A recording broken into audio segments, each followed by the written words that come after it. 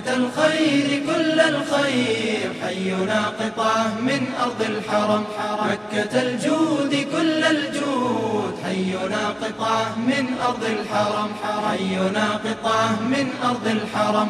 حينا قطعة. أهلا بكم مرة أخرى في برنامج الحي المعظم. معنا الآن النقيب الدكتور علي الزهراني. أهلا وسهلا بك في برنامج الحي المعظم.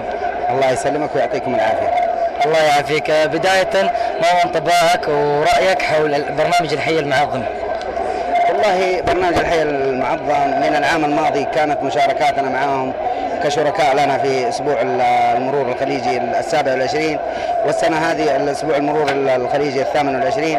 الحقيقة يعني في مشروع تعظيم البلد الحرام الأخوان يعني ما قصر، الله يعطيهم العافية، كان لهم اليد الطولة، وكانوا هم اللي قاموا بعملية الراعي الرسمي لأسبوع المرور، ونتمنى استمرار هذه الشراكة على مدار الأعوام. ماذا تتوقع وتتمنى لهم في المستقبل؟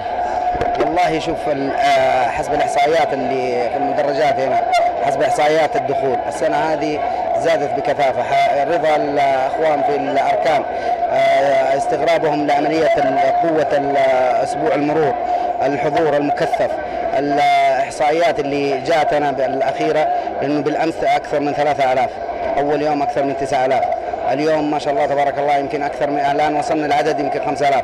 28 مدرسة اليوم صباحا قاموا بزيارة المعرض. هذه الأعداد كلها يعني تعطينا صورة واضحة بأنه يعني ولله الحمد إننا قدرنا لو بجزء بسيط بالتعاون والشراكة مع تعظيم البلد الحرام إننا نوصل رسالتنا إلى كافة شرائح المجتمع، ونكون يدا بيد معا للحد من الحوادث المرورية. كلمة توجهها لكل القائمين على برنامج الحي المعظم. والله زي ما قلت لك، احنا لن نفي الاخوان في مشروع تعظيم البلد الحرام حقهم، لانه فعلا كلمة شكرا قليلة في حقهم، والله يرضى عليهم ويجزاهم الف خير على العمل اللي قاموا به. رأيك في جهود وإعداد شباب مكة لأسبوع المرور الخليجي 2012، يعني المخيم بشكل أكبر، المعارض، التوسع، الأنشطة، التفاعل، في كل شيء ولله الحمد في تطور وتحسن، فما رأيك في تطور وإبداع شباب مكة؟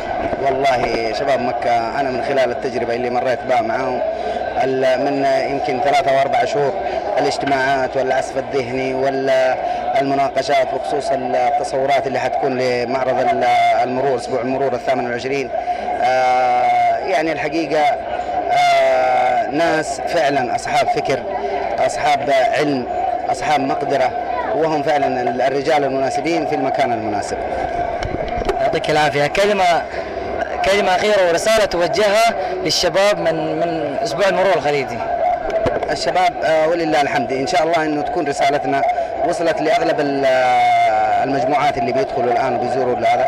رسالة إلى جميع الشباب إنه يعني يلتزموا بأنظمة وقواعد المرور، عدم التهور، عدم السرعة، عدم الانشغال عن قيادة المركبة، الابتعاد عن التجاوز الخاطئ لكي لا يعرض نفسه والآخرين للخطر. الدكتور النقيب علي الزهراني، كلمة أخيرة توجهها للمشاهدين. بس خلاص ما صارت أخيرة دي. الحقيقة أول شيء أشكركم على هذا اللقاء، وأتمنى لكم التوفيق، وأتمنى لكم بإذن الله سبحانه وتعالى إنه نشوفكم في أعلى المستويات.